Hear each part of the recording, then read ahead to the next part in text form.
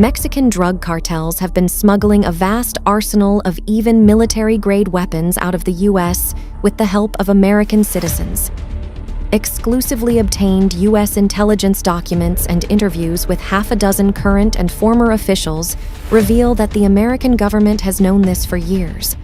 But, sources said, it's done little to stop these weapons trafficking networks inside the United States, which move up to 1 million firearms across the border annually, including belt-fed miniguns and grenade launchers. Dozens of cartel gun-running networks, operating like terrorist cells, pay Americans to buy weapons from gun stores and online dealers all across the country, as far north as Wisconsin and even Alaska, according to U.S. intelligence sources. The firearms are then shipped across the southwest border through a chain of brokers and couriers. This infographic was created by the Drug Enforcement Administration's Special Operations Division as a visual representation of intelligence findings to depict how an American supply chain provides firearms and ammunition to Mexican cartels. A senior official confirmed that, "We absolutely recognize the problem here that the lion's share of firearms trafficked to Mexican cartels are coming from the United States.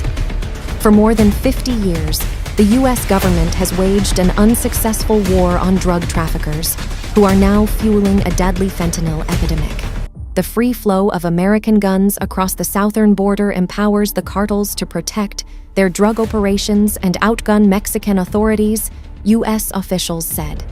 "We have allowed the cartels to amass an army," said Chris Demlane, who served as a senior special agent with the Bureau of Alcohol, Tobacco, Firearms, and Explosives, the ATF, until 2021.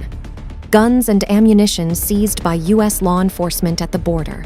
Demlane led the first interagency intelligence project aimed at identifying and dismantling the cartel's international weapons supply chains across the U.S.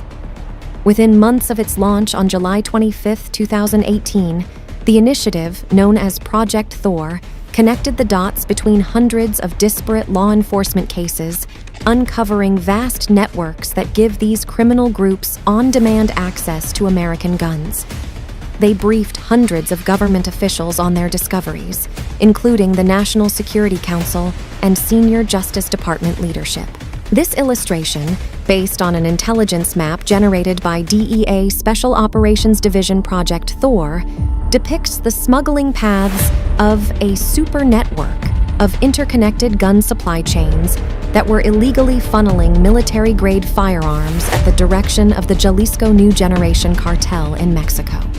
Project Thor found that the problem of cartel weapons smuggling was far worse than previously understood. They estimated that cartels were trafficking between 250,000 and 1 million weapons every year.